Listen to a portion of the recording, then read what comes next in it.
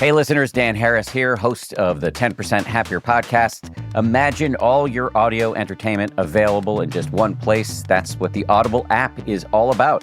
With Audible, you can always find the best of what you love or discover something new. Audible has an incredible selection of wellness titles and originals like The Light Podcast by Michelle Obama, Work It Out by Mel Robbins, and Confidence Gap by Russ Harris. Membership includes access to Audible Originals, podcasts, and tons of audiobooks that you can download or stream as much as you want. And as an Audible member, you can choose one title per month from an ever-growing catalog of titles to keep. The Audible app makes it easy to listen anytime, anywhere, whether you're traveling, working out, doing chores, wherever your day takes you.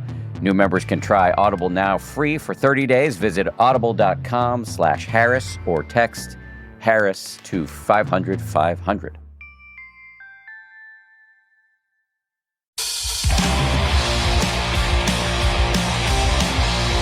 This is Full Change with Tom Laidlaw.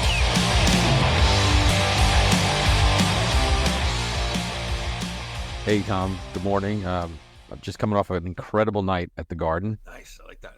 Yeah. James Dolan gets shit on a lot in the media by people, but what they did for my son's organization yesterday was incredible, like over the top. And they're doing it all the time, too. I didn't realize they have us alumni out at like 1,300 events yearly, doing clinics and all that kind of stuff. Yeah, it's always first class. I mean, there's a lot of work goes into that. Like our girl, Jackie DiPiazza. Yeah, this was Mike Sewell and Steve Aurelio's team. Oh. And they had Dennis Jelsic running the scrimmage, and Brian Mullen was there coaching cool. too. And we had 35 kids from the organization on the ice. It was incredible. And they just took care of us like first class the whole way. Then as we're there, they just keep adding things on. So the kids are having this 90-minute scrimmage and practice clinic, and then they're like, okay, we need 4 kids. 2 kids are going to sit on the bench in warm-ups, and 2 kids are going to ride the Zamboni. They gave the kids jerseys. I mean, he took care of everything. Well, just being on the ice for the kids is really something. Mass scorecard, right? They're on the ice, and then so 3 of the kids on the team went down and sat on the bench during warm-ups. So they have to wear their helmets, right? They have to wear their helmets, yeah. But the players come over, and squirted them all with water bottles. Oh, nice. And then, Blake Wheeler's counted out the kids, gave them all a puck. It was just super cool. Like, stuff teams don't do that. They all came over, fist bumped them, Fox and Trouba and Keandre Miller. And then Mika came over to the kids and my son, and my son has long hair. My son asked him a couple of questions, and he's like, I'm trying to grow my hair like you. And Zibanejad sat there for like 2 minutes talking to him about his hair. Someone put it up on Twitter. It was super cool. Yeah, the hockey players, I'm proud of them, man. They do a lot. They're told to go over there, but they still go over there by themselves. And the way they treat the kids is pretty special. It was great. And then, the kids who rode the Zamboni, 2 other kids from the team were waiting for the Hurricanes to come out to ride the Zamboni. And like Brett Burns came over, and he was just talking to the one kid, and he's like, he goes, my kid thinks I'm too old. I should be on the couch. And all the guys fist bumped the kid. And the Rampo Saints, our team, just had this incredible day and incredible experience. And it was all, and you know what? Garden's like, no, we're doing this for you guys. There's no cost to this. We just want to support hockey, youth hockey. It was awesome. And Dolan's awesome for that. Awesome. Yeah, he is. I think a lot of people like Mike Vasulio, Steve Aurelio, Jackie DiPiazza, a whole bunch of people that do a great job for that. Yeah. And they really do. They think about the kids so much. It's not just an event, show up to and say, okay, you're on, you're done. It's like that special event. Yeah. So, and the staff treated the kids and the coaches like they were special. Yeah. It was like, you guys, red carpet treatment. You guys walk out this way, you get dressed, the kids went on the ice. They played, they had that 90-minute scrimmage, and then they had a 5-minute game after the first period. Fans are going nuts up on the Jumbotron.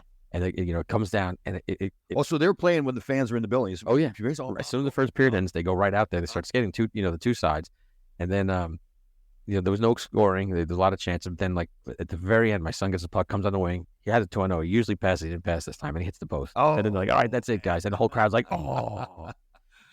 Probably 20 years ago, my 2 sons came with me. We had like a little alumni thing in between periods, just a skills competition or something. And so they both came on the ice with me, and Shane had skated before, but you're down there and you see the big crowd and how big it is.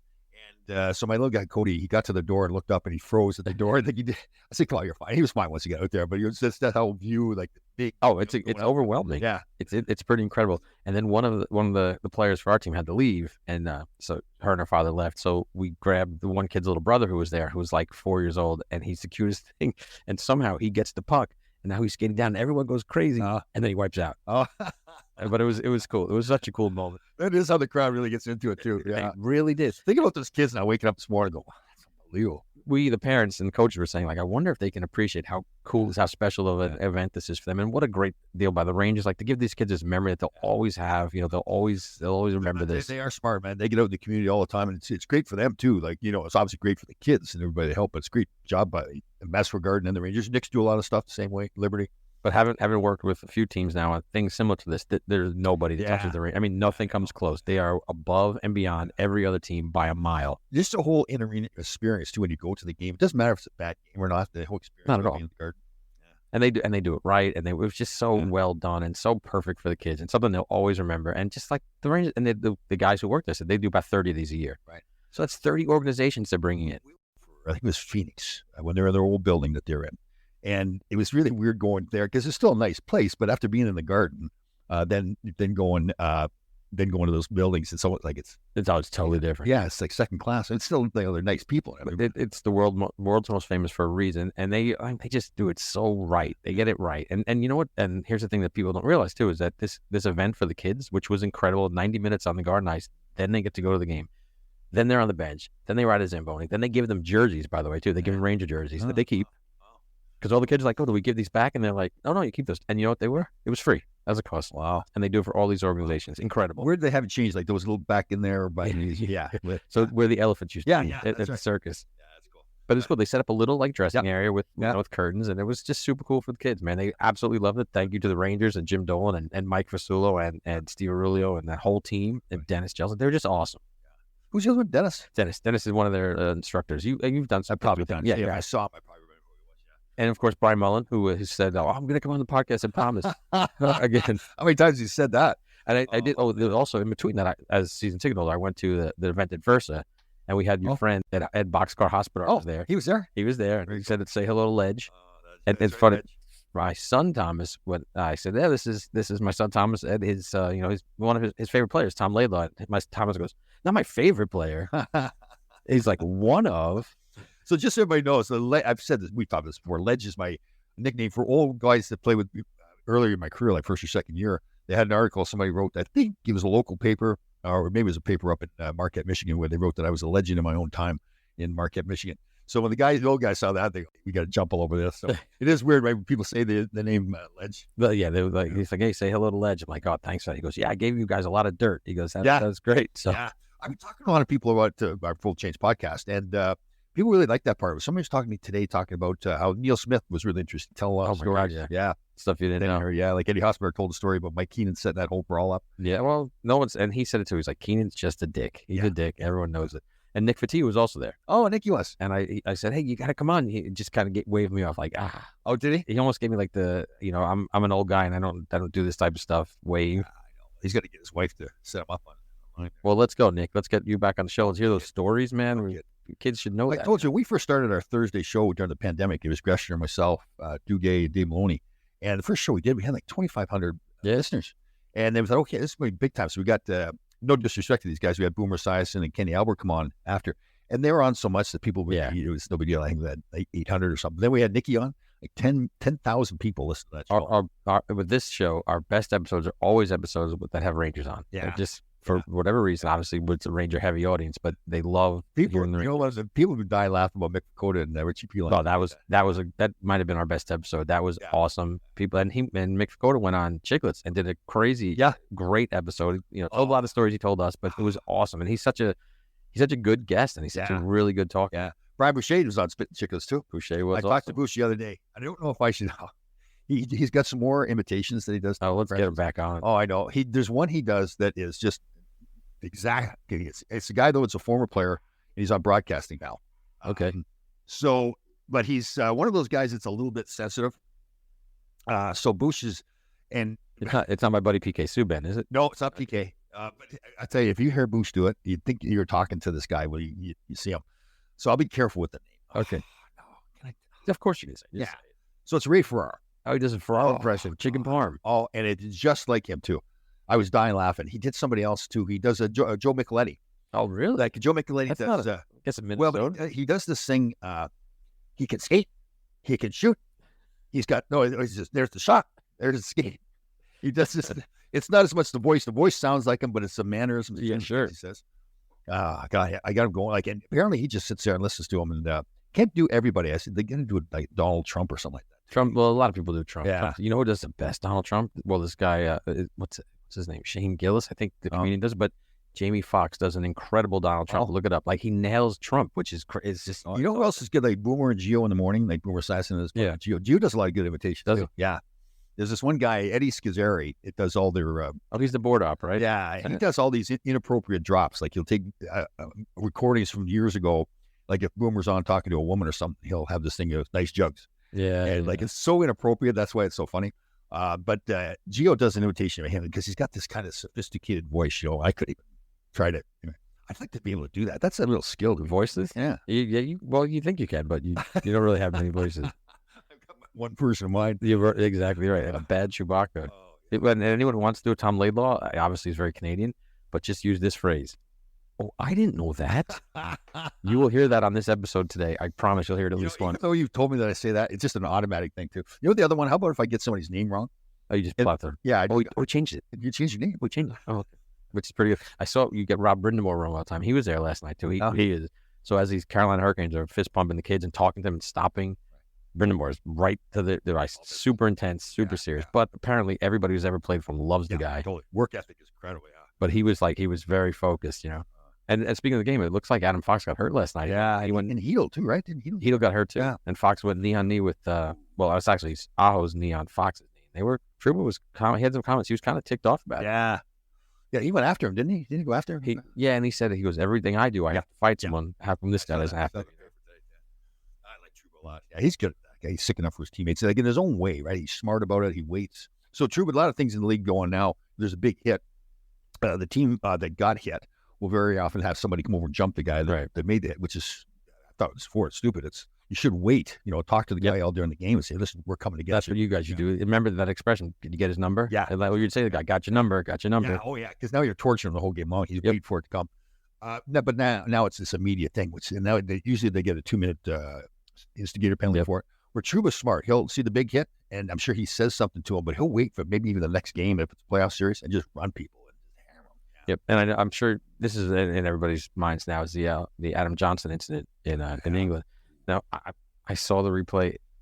I hate to say, but it looks like he kicked him. Yeah, totally. I think everybody at first it was just reports coming out that it was an accident, and so they just assumed that's what it was. And it didn't look like an accident. Oh man, bring your foot up like that. I'm sure he didn't intend to kill him. Obviously, I hope that. I'm sure he meant to kick him in the head or in the face, or the chest or something. And I've seen players before, if they get into a fight and they're really bad, maybe they'll step on the guy's groin or something like that. But like to go after a high like that. But there's blades on your skates. They're knives, sharp knives. You can't do that.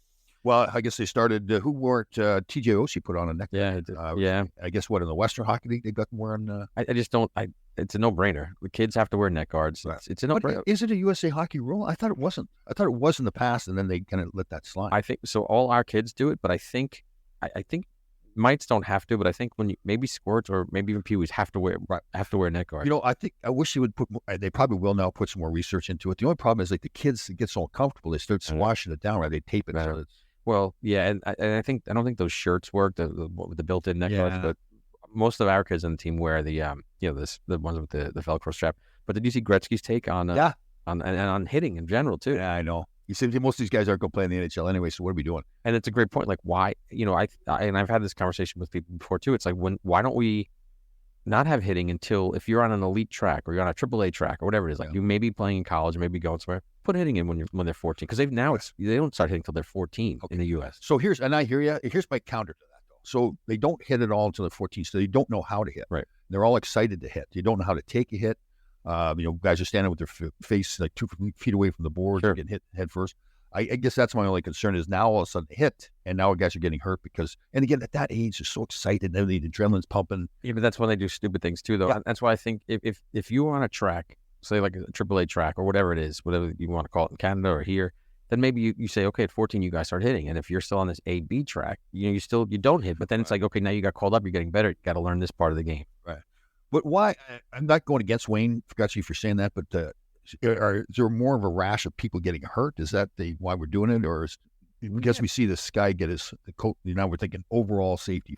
Overall safety, but also CTE. That's another issue. Like there's headshots, you'd played in the pros. Obviously it's a different story. You had to do it. But like, Now, if your destination is the beer league, why do you need to be hitting when you're, Well, that is true, because a lot of people have the misinterpretation that you have to get hit in the head, you get brain damage, and you don't, right? Because your brain's floating around in that, the water inside your skull. So just the hitting, whiplash effect. Exactly. And that's the crucial part. That's the thing that really, gives you the long-term injuries. Yes, I guess I'm that old school guy. Hitting is part of the game. But I remember coaching sometime. When I coached with John Tonelli, that U14 team, was that 5-6 years ago now, real high-level players. And there's a couple times guys are getting hit from behind on the boards and everything. I was like, oh. There's no need for that at all. And, I grew up playing roller hockey, obviously. I was a big roller guy, as we always say. But there's no hitting in roller. There's contact, lots of contact, right. But there's no checking. And it's still a great game, and it's fast. Yeah. And coaching the girls hockey, same thing. They can't body check, but they're rubbing people out. And, yeah. Well, I was speaking with my brother who came up for the game last night, and he was saying that if you watch the World Juniors, they're not really hitting. It's more just all skill. Yeah. So let's picture it then. Let's say until you get to the National Hockey League, there's no hitting. Now, some people are into that, like Ken Dryden, Eric Lindros, or people that they don't want hitting. What would the game look like with no hitting? Like now the hitting really, before there was a purpose to the hitting. Sure. Part of it was intimidation, but it was also angling people off, so if they don't have it now, is it really going to make a difference in the game? Yes. It's going to look like the World Juniors. All skill, a lot of movement, a lot of speed. Is that a bad thing? Or not at all. It's great. Look how fast these guys are. They're incredible now. Look, there's a quote from your friend Bobby Clark, and your sometimes sparring partner on contract stuff. But he said it used to be that the objective was to separate the person from the puck. Right.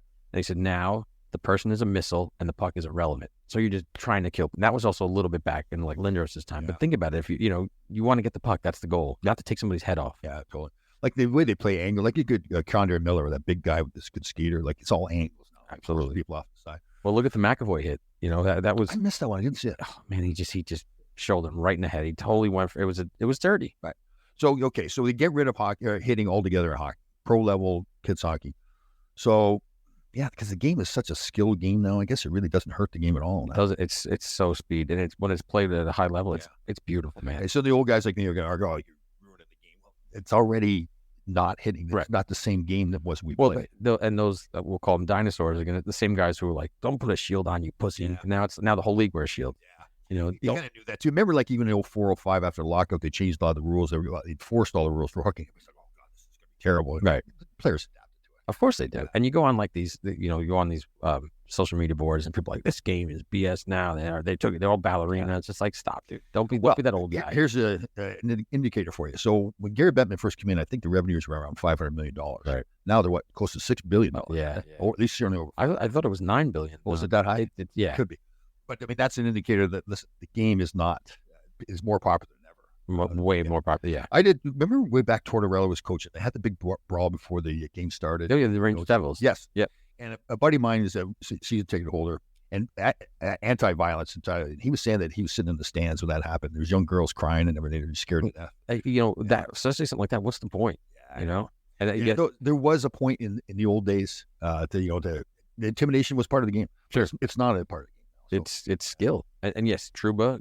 People keep their head up when Trouba's coming up and coming to the zone, but the game is speed. Right. The game is skill. So Fox got hurt last night. Aho need him. So he's attempting to hit Fox.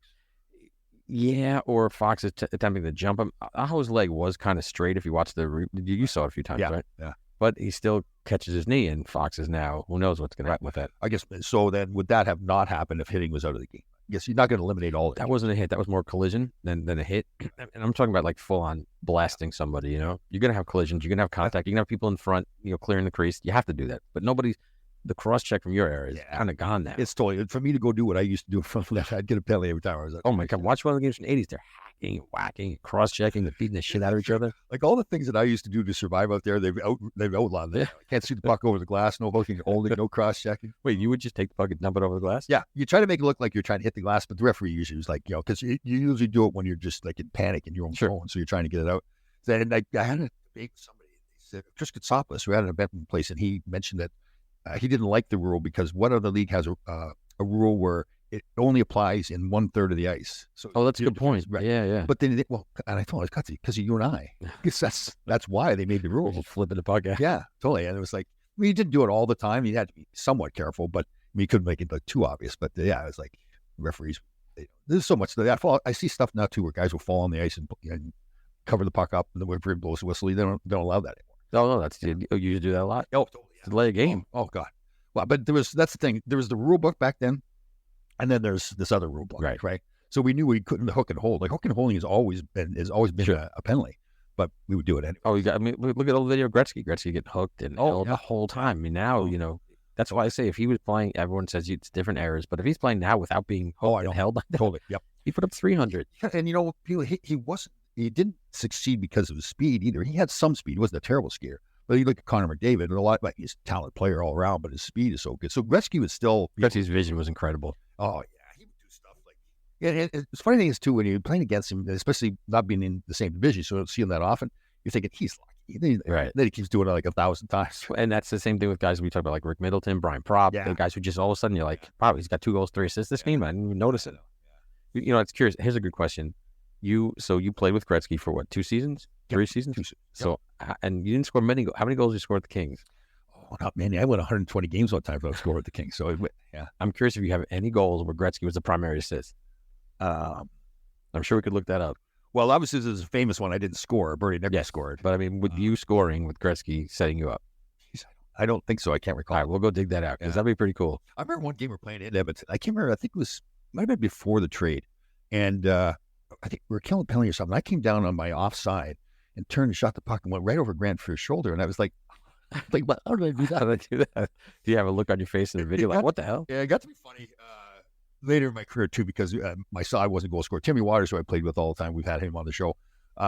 He wasn't a goal scorer either. We had a game in Toronto, and somehow I'm in on a 2-on-1 break or 3-on-1 break, and Luke Robitaille passes me the puck. I shoot a one-timer and score. Wow. And Timmy and I are both just fired up. What just happened? And Robitaille, he was dying laughing because he was like, our reaction.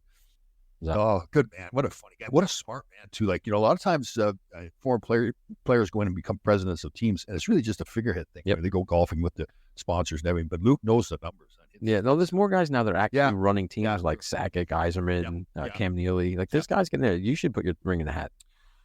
I love what I'm doing here. Hat in the ring. Sorry. Yeah. Ring in the hat. Yeah. Ring in the hat. Threw my wedding rings in the hat there. There was wedding rings in the garbage, man. Whatever happened to those? What is that whole thing like?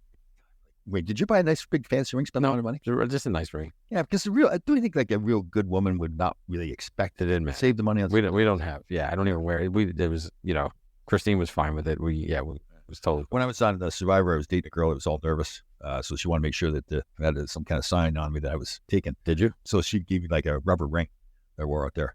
Actually, I was doing an interview, and one of the women asked me too, "Are you married?" No, just I'm just precaution. Just whipped. God. Well, here's the thing. She thought I was going to hook up with some women on Survivor. You're out there like. Did you? No. Goodness. Oh, you stink. Everybody. Well, yeah, you're dirty and gross. Honesty. Yeah, the thought of touching somebody else, or having somebody touch me, why do they want to touch it? It takes you weeks to get all the dirt from underneath your fingers. Sure, and you're aqua dumping too. There's all that. So I wish they had a video of me aqua dumping. That would have been so funny. I don't know. Maybe not. Oh, no. Well, if you did it from a distance so you couldn't actually see the feces in the water. But like you said, it's chasing you down as you go back to the tide. And you were trying to run in the water, like you slow motion running. Man, I was dying laughing. Because it's one of those things I didn't expect either. You're thinking of so many things you go on the show, but you're thinking, well, how am I going to take a poop? Another player I was thinking about too. Somebody mentioned Jim McKenzie, one of our shows. Oh, yeah. Yeah. So at the end of his career, he asked me to represent him because if I was an agent. And it's always these guys at the end of their career when they're desperate and there's nobody taking them on. Exactly. They go to Laidlaw. Right. So I called up, Dave Taylor was a GM in LA at the time. And Dave and I sat right beside in the locker room. And so we were buddies. And I said, I got Jim McKenzie. And he starts laughing. And he's, I guess he was in the locker room someplace. Somewhere he played with Jim McKenzie. And he didn't realize it. So Dave was bending over doing up his skates. And Jim McKenzie's walking by with no clothes on. He just got... Okay. Apparently he has the largest penis in the history of the National Hockey. Oh, well, there you go. And so I called Dave, and he starts giggling, laughing like a little kid. So I had to call Jim up after. I says, is it really that big? Yeah, people talk about it a lot. Like, you guess you would go to stories, people. Well, there you go. And with that, I hope they enjoy this next episode. When Jim McKenzie comes on, you can ask him. All right, we'll discuss it for sure. We got to get him on. All right. Well, that's it. That's a perfect lead-in for our next guest. Your former teammate, guy who played 1,000 games in the NHL, left shooting defenseman. Today we're going to have Grant Ledyard on the show. This episode is brought to you by Vital Farms. No matter how you like your eggs, scrambled, over easy, or sunny side up, the people at Vital Farms believe in one thing: keeping it bullshit free. That's why their pasture-raised eggs come from hens who each have over 108 square feet of space to roam and forage all year round. So you can spend less time questioning your food and more time enjoying it. Look for the Black Vital Farms carton in your grocery store and learn more at vitalfarms.com. Vital Farms, keeping it bullshit-free.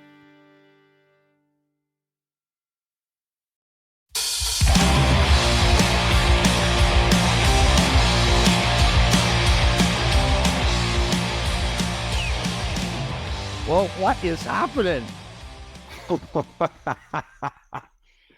Well, I thought it was just a simple phone call, and my wife and I are looking at this.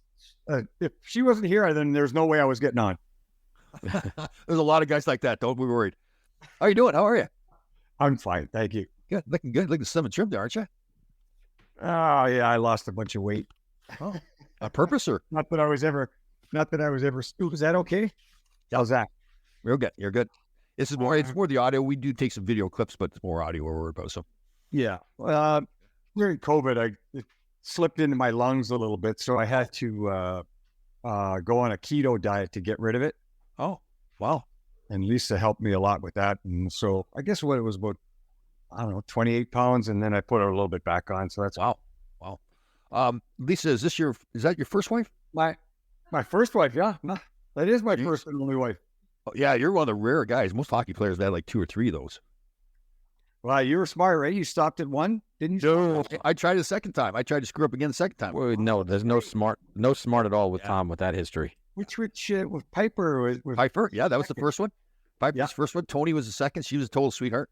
I'd had a vasectomy after my 2 sons, and she was younger and had no children. So she remembered partway through our marriage, she decided she wanted kids. I said, well, that's just And then she had a kid. then she had a kid on her own. Yeah, who I helped raise. oh Yeah, oh smart stuff. Smart stuff. interesting. Yes, it is. All right, so we're going to get going here. So again, we're going to talk about we'll talk, you and I would talk about the old days, your career. I didn't realize you got 1,000 games in. That's pretty cool. Yeah, that was pretty cool. Yeah. So this stinkiest farts in the history of the National Hockey League right here. What? He What? farted on his hand one time and put his hand under my nose, and I just about gagged. Do you remember doing that to me? Yes. The stink bomb. I'm not. At 61 years old, that might not be my proudest moment, but damn, when we're sitting on an airplane and you're hungover, you'll do anything for a laugh. Oh God! I'll tell you what, Grant. It's funny to say that because I'm 65, you're 61. We get the guys on and we tell Dave Soak was on and we were crying, laughing, telling some of the stupid stories. Like, it's one of those things you have to say to yourself: did that really happen? Like, Oh my goodness! get Yeah. confirmation. So Grant gave you the stink palm. Oh, nasty too. It was actually very funny because I'm thinking, how did he get the smell on his finger and then get it to my nose? Like, Wow. You know what George McPhee used to do? He used to lick his finger and go right underneath your nose when you're sleeping, and you'd be all mad and everything. Usually you get the wet nudie, He'd go right under the nose. isn't it funny to think they were adults playing National Hockey League and some of the stupid kid things we did out there? Oh, What's funny thinking we looked up to you guys all the time, watching all your games and trying to get autographs, and this is what you're doing. should have known better. So you're at Buffalo now, right? Yes. Is that where you settled? You were doing a lot of coaching there for a while. Weren't you the kids and everything? Yes, we did a little bit of started at Canisius College a bunch of years ago. I was an assistant volunteer there, and then I took the Junior Sabres program, built that up a bit, and then I was at Amherst doing player development about 8 years with them, and at the same time I was coach at UB for 4 years. I got to coach my middle boy for 3 years, which was great. He was a pretty good player too, right? Very good, very good. Yeah, and Jacob, my oldest, I got a chance to coach him for a couple of years at the Junior Sabres. The only one that slipped through the cracks a tiny bit was Tiger. I got him for just a short time when he was about 18, I think. Oh, cool. So you got 3 boys? 3 boys. Jacob is 31, Ryle is 29, and Tiger is 28. Okay. And your first and only wife? I love you, Elizabeth. Goes by Lisa. Lisa. Had I met Lisa before? Have I met her before? Have you met Tom? Yeah, I think we were going through an airport or something. We saw you one time. Okay. Good. Yeah, You didn't give him the stink finger back. You're okay. Don't worry. You don't give her the stink finger, do you? No, I've grown up now. Ask her. I've grown up. Yeah. Grant, is your son actually named Tiger? That's his birth name? His name is Taggart, Taggart, and when he was born, Jacob was just less than right at 3 years old, and he couldn't say Taggart, so he just kept saying Tiger. Oh, great name. And then That's you know what? We were very good friends with Tiger Williams, and that seemed to be an influence as well. So Tiger Step that stuck, and Tiger Williams was very happy that he was named Tiger. Very cool. Tiger Williams, he's an amazing man. I remember when I first got to L.A., and when Bob Board and I went over to his place for pregame meal, and he got the computer going and everything, like the ticker tape and all. I'm thinking, this is Tiger Williams? He's smart. Oh, business-wise, he was wicked smart. Yeah. We'd go over to his house and just sit on the deck, and he would tell stories about when he would go hunting. Right. And he said he read a map for 2 weeks, and then he threw the map away and had the plane or helicopter drop him into a certain area, and they told him to come back 7 days later. If he wasn't there, then come back another 7 days later. Wow. That's for real, too. How about, were you there at the time Bobby Carpenter and I got traded, and we came on a road trip back to Washington where Bobby had played, and there was some fan during the warm-ups that was yelling at Bobby Carpenter all the time. And Tiger went and got a whole bunch of pucks from warm-ups, started firing at this guy's head. Do you remember that?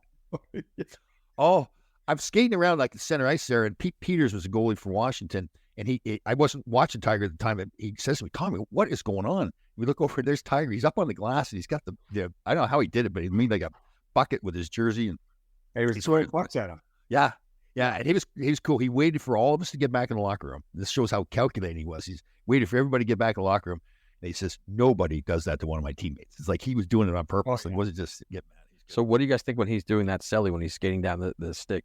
Well, it's all, he knew what he was doing. He's a branding expert. Like he wanted to build. Oh my goodness. Yeah. Yeah. He brought his bow and arrow to the dressing room one day in LA, Culver City. And he said, he's pulling it back like this. He's showing everybody, right? He puts an arrow in there and he goes, and there's these big round vents that run up along the wall. He goes, boom, and he sinks one right into it and it disappears. We're like, whoa. Pulled another one back, boom, and it hits this metal tube and bounces off and comes back twice as fast and goes right in the wall beside Jay Wells' head. And Jay goes, looks at him, and we're looking around, and everyone's kind of stunned. Yeah. And Tiger's like, hey, make sure you give me back that arrow, will you? What was it? And he walked out, and we were just freaked out. Wow. That'd be a good all kinds of fun. Yeah. He would do that. That'd be a good scrap, though, him and Jay Wells. Yeah. Ooh. Yeah. Jay was a tough dude, man. Oh, worst thing you'd ever do, he's one of those guys, the worst thing you do is beat him in a fight because he comes back and then just wants to kill you after that. Yeah, his hands grew in size the madder he got. So and he was a violent fighter, right? It was all right away in that first 10, 15 seconds. He wanted it done. We were out on the East Coast driving. I think we were going from Hartford to Boston or something like that. We were on the bus. And the guys are all hungover. And of course, I'm just being an absolute smartass. No surprise. Yeah. He got mad at me. He said, shut the F up. He's serious. He was mad. Oh, really? Yeah, we had to go for practice after that. Once we got there, I'm thinking, oh, God, he's going to kill me. So where were you born and raised? I was a Winnipeg kid. You and James Patrick? Yeah, Jeep. Yeah, we lived together that first year with the Rangers. And I just saw Jeep a couple weeks ago. He was in town here for RJ's funeral and something else, I think. Rick Jennerette. Oh. Yeah, Rick Jennerette passed. So it was great to see Jeep. He's pretty excited about his upcoming season with the Winnipeg Ice, I guess. Well, no, that he was. Oh no, that's right. They sold, and they went. That's what it was. Yeah. I forgot that. But you know what? It's actually, I think, a great thing for him because he got to realize how much people respected his coaching. Because a lot of people contacted him, wanted him to coach this year. So he's taking a year off. So I think it worked out all right for him. So really good. That's what it was. He took a year off. Yeah. Okay. Right. And you played junior hockey, correct? Yeah, I played a couple of years of provincial junior in Manitoba with Fort Garry Blues at 18 and 20. And I was one of those rare cases where I snuck in as a 19-year-old to the Western League. Oh. Yeah, I got sent there, and I don't know if it was a whim or whatever, but I ended up playing that whole season, played every game. And I lived with Randy Gillen, who played with Pittsburgh and Winnipeg. And Bruce Eakin, who was he got to play in Calgary for quite a while. Right. And so those two Winnipeg guys, we all lived together and had a ball, And where was that? What junior team?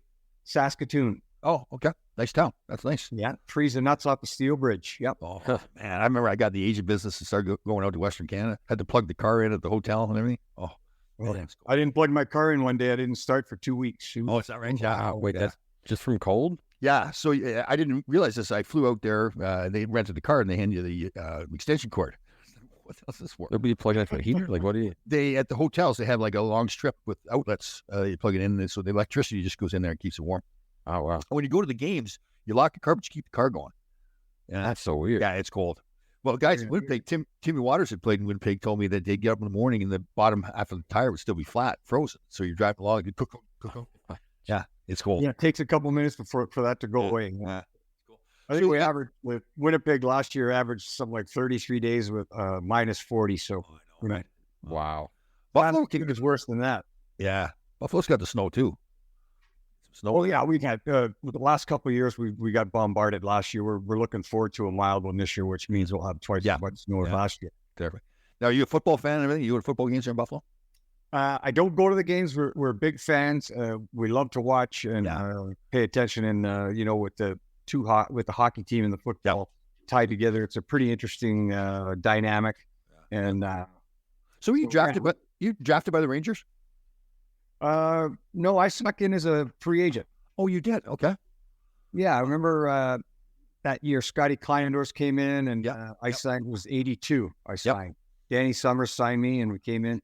Danny Summers. Remember Scotty Kleinendorf? You remember we went to that party downtown at Bubba's place and he just got that BMW. Oh my God. What happened? It got stolen right outside Bubba's building. Oh, it did? Oh, yeah. I forgot that. Brand new white convertible BMW. And the next day, JD walked through the dressing room with one of those golf hats with the ball on top. And he was naked and he had a club in his hand. He goes, anybody seen a Titleist 3 or a BMW? We had Mike Allison on the other day. Remember? Oh my goodness. Oh, funny. We were telling a story about me thinking I was Mr. Nude, Northern Michigan, walking around with the tube sock on my face. The stuff we did, like, what were we thinking about back then? I guess it was different times too, right? Oh man. You guys, the first day you invited me to the pub.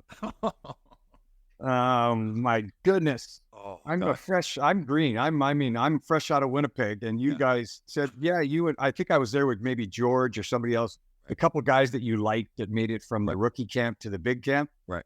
And you sat us at the end of the bar at the pub. And then off went Nikki for sandwich meat and Ron had the bread. And all of a sudden you guys are making sandwiches and you throw a sandwich down at us. And then there's a stack of coasters like this that every time someone bought you a drink, you have a stack like this high. Oh God, yeah. You couldn't get it. Oh, we're done. Oh God, no! You don't leave. You don't leave until we get out of there. Sometimes, like guys who try to sneak out the door. It's just one of the small little dinky places. Didn't have any food at all, and all it was drinking place. Right? We'd get behind a bar. We're bartending a whole bit. Oh God, so you had to sneak out of there.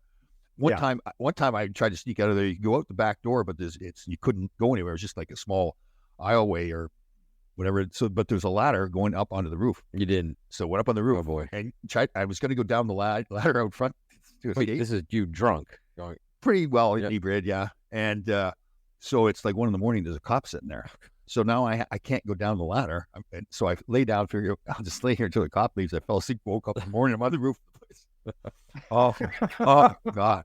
And kids listening, these are your hockey heroes from the 80s and 90s. You might have to edit that, Tom. Oh no, that's staying in. No, it's staying in. So, and then we had a big picture window out front too. So at the end of the year, we would all meet as mandatory to go back to the pub and just drink all night long, right into the morning. Mark Pavley's one year passed out in this picture window. The kids are walking to school, walking past there, and there's Mark Pavley. But I guess everybody around here knew you, and the cops knew you, and they got. Well, but the cops, no, they knew us, but they had to enforce it because they look at these assholes, again. Well, when they were not duty, they were our buddies, but when they're on duty, they had to do what they had to do. Right. So yeah, no, I don't think we got any breaks with the cops like that stuff. All right, so then you come in as a free agent. Did you? Yeah. Is that the first year you came in and played right away, right? Oh no. I made it all the way through camp, and then they sent me to where did we go the first year? Tulsa. Tulsa, Oklahoma. That's right. And you were with George down there, right? You and George were down there. George and Steve Richmond, Van Beesbrook. Ronnie Scott. Oh, man, goodness, we had a bunch of us down there. Steve Ritzman, what a we had a good bunch of guys there too. Oh, really good, yeah. Yeah. So you came up, so 82, you turned pro. Yeah. And how many years you played in Tulsa? 2 years, and then part of that third year was the New Haven under Nick, and then somebody hurt their spleen. Oh, that's right. Yeah, he just unfortunately got hurt, and I got called up the next night. So I was responsible for getting you to the National Hockey League, basically. I didn't want to admit. I didn't want to admit that right away. But yeah. Yes, I always so generous, man. You're such a generous guy. I do things I do. What? Scotty Kleindos. I remember when Scotty Kleindos was at the team. It must have been he just called up, and I got Bob Nystrom railed me and knocked me out, put me in the hospital for the night. So they took my Jeep. Those guys, they didn't have a car. It was Scotty and somebody else. Wait a minute, you? Was it you? Can't remember. Maybe. And so I got out of the hospital, came to the rink, and I was going to get my Jeep. But Scotty was mad because he couldn't get to drive the Jeep anymore. Oh, He wasn't really bad. It's, it's mentioned sad, right? We lost Scotty Kleindos. He got killed in a construction accident or something. Oh, you know what? I didn't remember that. No, Yeah. He was 4 or 5 years something along those lines, right? Yeah, I think he got squashed by a tractor or something like that. I think it went on he finally passed away like 4 or 5 days after. Yeah, really? Yeah, so Scotty Kleinendorf, Willie Huber we lost. There was somebody else you mentioned there before too. Oh, we did do this, Willie. Yeah. Oh, you're right. Yeah, December 2019. Wow. And there was somebody else we lost too. Was it? So it was Willie, Scotty, Mark Pavlich. Mark Pavlich. That's what I was thinking about. That's Pav. Yeah. Bucky Rogers. Have you talked to Bucky and Audrey? How's he doing? Yeah. We had him on the show. Doing really well. Yeah. He's got some new project. What is it? Some skate that measure the steps they take or strides. Mike Rogers. Yeah. Yeah. He has that can ice. No, I'm sorry. That's not can ice. That's Danny Gare. He has he's got, I forgot the name. Scorch. Yeah. Something. It does all the analytics on your skate, which is pretty cool. Oh, okay. So they take a video of your skating stride and there's a sensor on the actual piece they put on the skate. Yeah. And that's how they analyze it. Yeah. It's pretty cool idea. Very cool. So how many years did you have the Rangers in? I got traded out of the Rangers in 86. That was to the Kings right away? To the Kings for Big Mac. Oh, that's right. Big Mac. Yeah. Big star. Yeah, I went from, we were a pretty solid team. I mean, we were getting better. And then, but Ted Sater was the coach. Oh, God. Huh. Tricky individual. That's a good way of putting it. Tricky individual, yeah. Yeah, and so I went to LA, and the next thing I know, I'm in a condo on Redondo Beach, living with Craig Redmond, driving Max Vet, and living the life. Oh, I know. So what'd you think when Marcel Dion got traded? You knew who was coming to your team now. Said, "Oh God, I got to deal with him again." Yeah, that's right. You came there. Larry Playfair was there. I had some pretty good individuals there to run with. So we had some fun. Bobby Bourne was good. Yeah. Bobby Bourne, yeah, absolutely. You remember he got stepped on? Remember his wrist got stepped on that. That's right. That's right. Or one of those early. Yeah. Remember Bobby and I were rooming together. We would pull practical jokes, like getting in the guys' rooms, and putting their clothes in the showers and all that kind of stuff. One time we'd go out, Bobby and I had a few too many cocktails, so we come back. And we were staying in Edmonton. It's one of those hotels where it's like a big courtyard in the middle, and all the rooms are around the courtyard. So we come back like 2 or 3 in the morning, and you guys had taken all the furniture out of our room and put it out in the courtyard. And you did it perfect, too. You set it up that's like it was bad. So we come home, we're hammered. So we're thinking, we can't put stuff back in. So we wanted to go to sleep in the courtyard. But they wouldn't let us. The security guards came back. I think they put it all in the roof. Should have climbed on the roof like the other place. Oh, God. Well, Bobby Bourne and I, we should not have roomed together, man. Because we're the 2 veteran guys. Oh, man. Do you remember when Phil Sykes and Jimmy Fox in LA, we had camp in Victoria, and I can't remember the name of the 2 rookies, but they thought they'd get these 2 rookies, and they went from the outside balcony, jumped into their balcony on the outside. They saw their window was open, so there's sliding doors, and they were naked with masks on, and they jumped in, and they standing on the kids' beds, and then they yelled, right? And all of a sudden, these 2 old ladies turn their heads and go, "Wow!" And they run out of there, and Pat Quinn had to pay for those ladies' rooms, They were playing a trick on the two rookies. It ended up that they got sent down in the afternoon, and they put ladies in there. Oh, that's a good story. Oh, that must we got in a lot, and the whole team got in shit for that one, but it was funny as hell. Oh, that's a good one. You know what? If Pat Quinn was there, I wasn't there when Pat was in, so it must have been the year before. Yeah. Oh man, that's good. That's a good story. I can't see Jimmy Fox doing that. Jimmy Fox is like, he wasn't that kind of a wild guy. It was poor. He was lured in by Sykes. Always Sykes and Bernie. We had Bernie on. Oh God, he was a funny man too. Oh, and the guy who didn't drink even. He was still funny. He never drank? No, it wasn't a drinker at all. Yeah, Bernie. Yeah. Well, first couple of weeks, he took me over to Hollywood track, and when I was hanging at the track with him all the time, and I got to know all these jockeys, and he'd walk by these guys, and all of a sudden the jockey would look at Bernie and go, he'd give him a number, race to bet on. Oh, I see. Wow. A little wait and a nudge, and away they went. That was fun. Didn't always work, but those guys used to bet a lot of money. Yeah, he did. Yeah. Yeah, Bernie lived that life. The big fur coat he had and everything. Oh, that's right. He had that white fur coat. Yeah, I think he's on a hockey card wearing that coat, or there's in a suit. Yeah. So how many years did you have in LA then? It was almost 3 full years. Right. So you were gone before Gretzky got traded though, right? Yeah. A year and a bit before that, I went to Washington. Who'd you trade for? Washington. Craig Laughlin. Oh. Laughlin. Locker, yeah. He never really, he missed Rod Langway. He was always talking about Rod Langway all the time. Oh, the little chirp right there. You're chirping him. Yeah, Rod Langway. Shots fired. He's one of those guys that I don't think he really wanted to be in LA. He wanted to be back in Washington with Rod Langway. Oh, he did. Yeah. There's no doubt about that. Yeah. He got back there pretty quick afterwards. Yeah. He's made a good life for himself there. Done very, very well, yeah. Grant, when you got traded, did you look at who the other player was? Like as soon as it happened, you're like, who did they get for me, or who am I going for? And then did your pride kick in at that point? When I got traded out of New York, I think George and I were out the night before, and we had beat Philly 1-0 or 2-1, or it was a great game or whatever. And then the next day, I was just leaving for practice. I got the call. Oh no, where am I going? And I had to get to LA like that day, and I was out. I was gone. Like packed bags, and I was gone. Especially when it's the first trade too. It's a bigger thing. I guess I only got traded once, but yeah. Well, it was devastating for me. It probably set me back about a year or so. Really? Why? It was really, really hard. That one was it was almost traumatic, Right. Because you think you're building and trying to get in New York. I really thought I was set there for a while to learn. Right. Hey, I that's part of the business that I didn't know anything about that came into play. And did you not get along with Teddy Sater?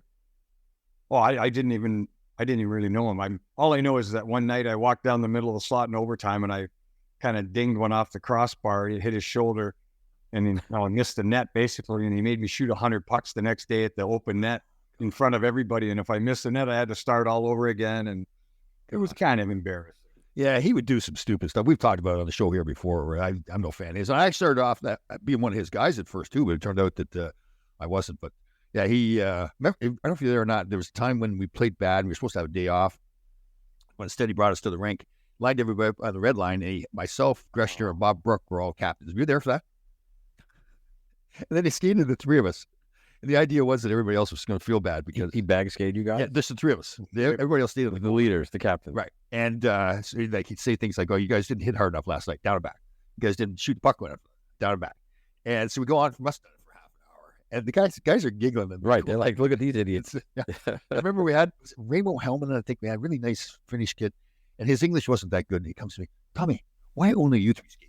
So like the whole point of the exercise was just like gone right over their head. But Teddy was an idiot. He thought he had all these master science moves to play and everything. Yeah. That particular morning is very fresh in my mind still. Oh, really? I was on my stick like this, and I would not look any of you three guys in the eye because something's going to happen. Oh, I got to the point where it was just stupid. Like we're all like, "What?" So he bag skates you guys in front of everybody. What happens when you get to the locker room? What do the guys say? Guys are dying laughing. It's funny. Yeah, it's yeah. Some of the older guys are laughing. The young guys were shit scared. We weren't allowed to say anything anyway. Oh, really? Oh, see, I didn't allowed to say much. Yeah.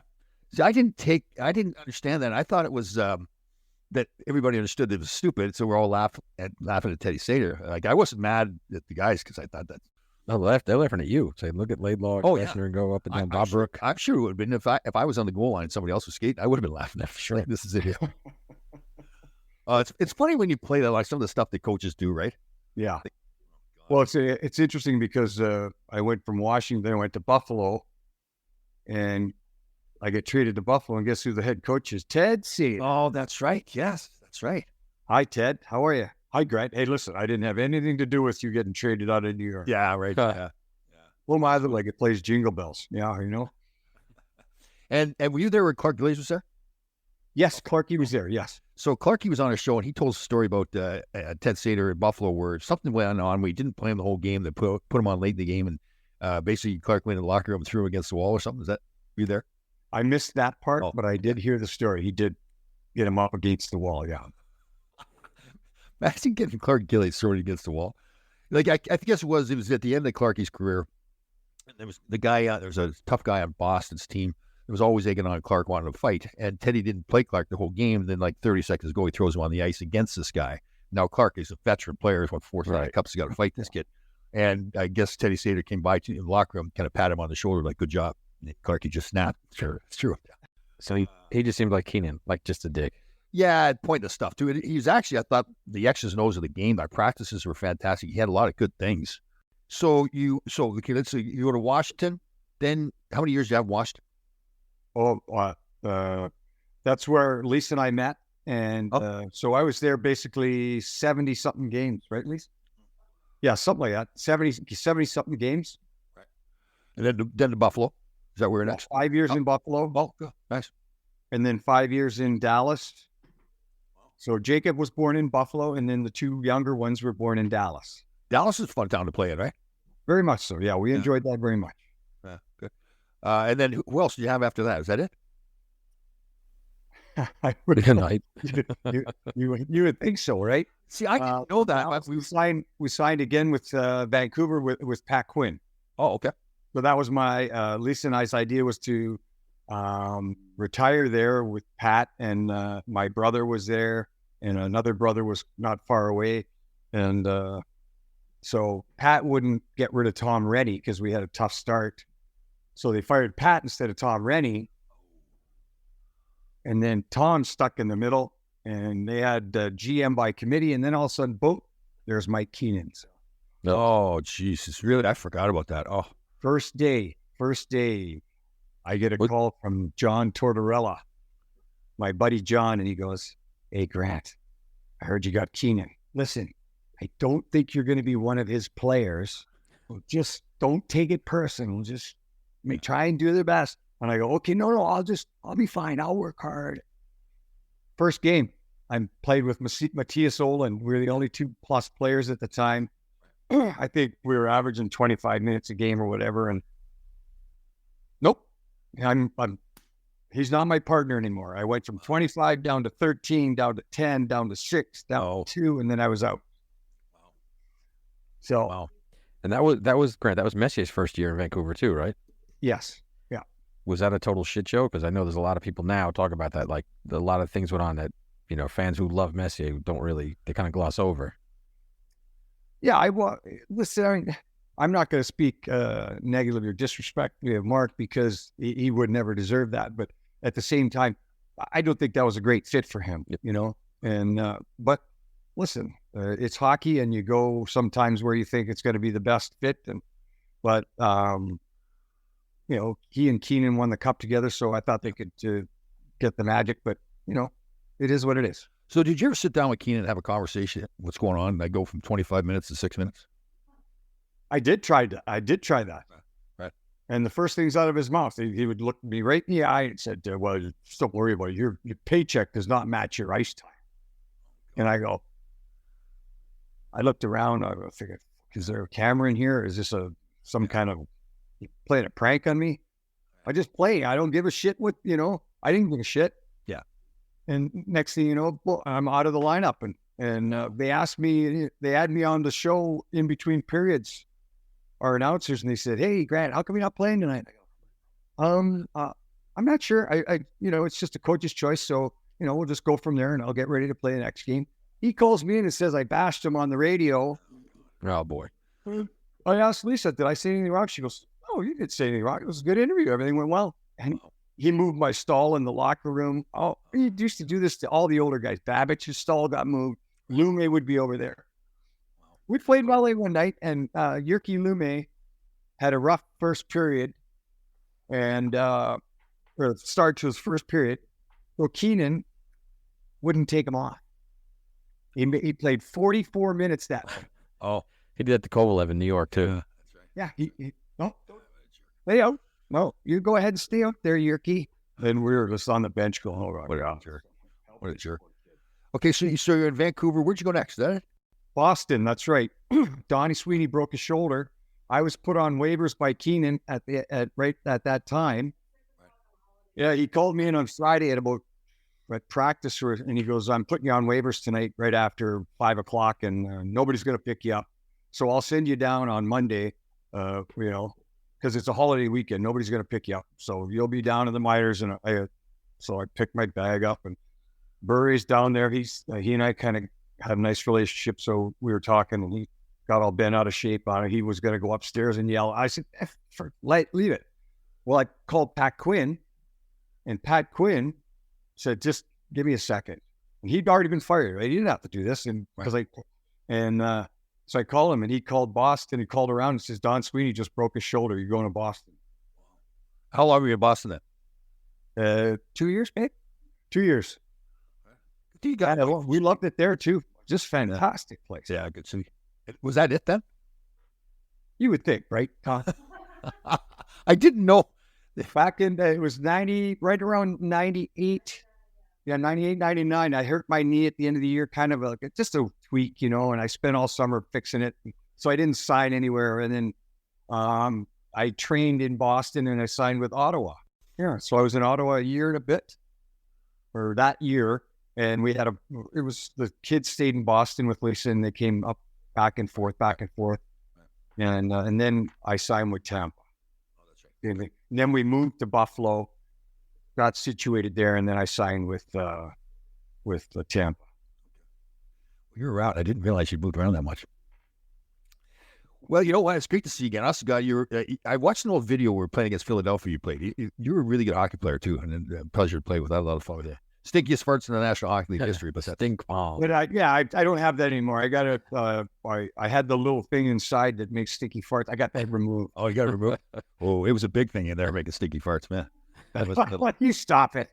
I don't want people to know me like that. Nah, solid defenseman, 1,000 games. Yeah, that's a good career, brother. Really good job. Yeah, thank you. Good career. Yeah, I was rostered. I think what the final number was, rostered for 1,347 games. So that's pretty cool. Yeah. Very cool. Well, yeah, when you're a kid, undrafted player, somebody tells you you're going to play 1,300 games or be in the roster for 1,300 games. Yeah. Pretty good. Great to see you again. Thank you very much for coming on the show. Seriously. Sorry we didn't. We figured out the computer and all that. Oh, it's all good. Grant. No problem at all. Great to see you. All right, we'll do it again sometime too, okay? I love it. Bye, Lisa. Bye. Thanks, Grant. See you again. Here, you want to see my dog? Yep. Oh, killer. Hey, Carsa. Look at that guy. Hey, buddy. All right. Some muscle. See you, buddy. See you, brother. Good to see you. Yeah.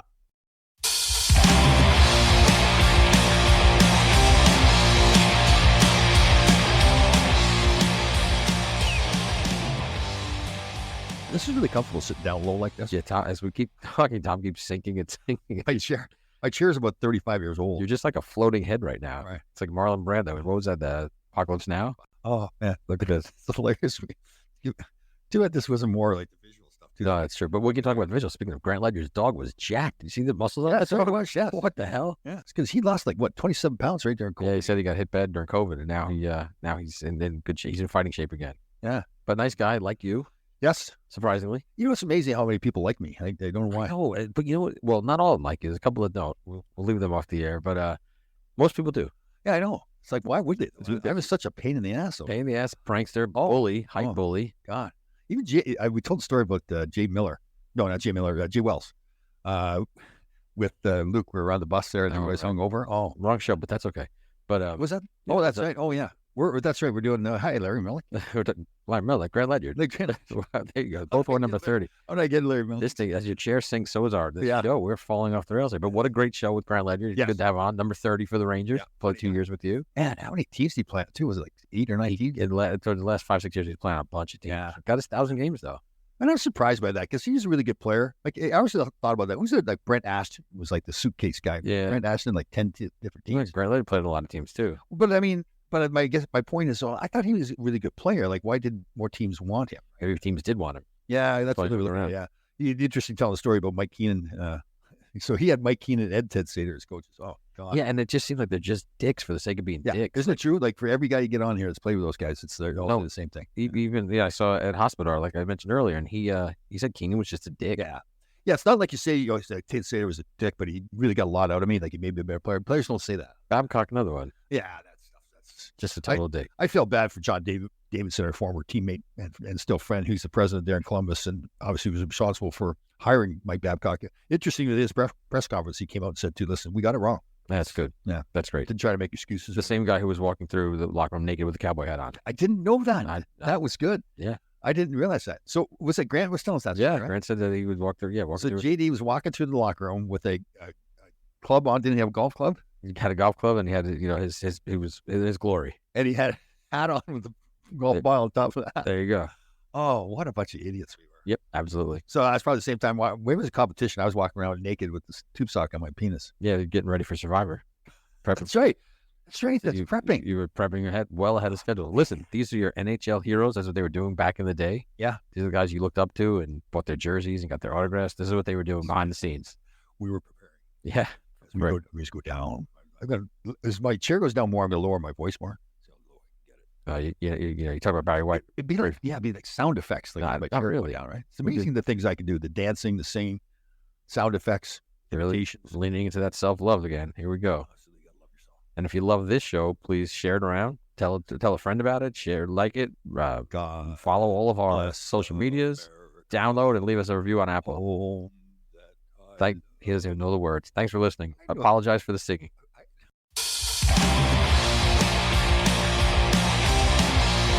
All right, Grasshoppers. Thank you for listening. We had a fantastic show. We'll see you next time.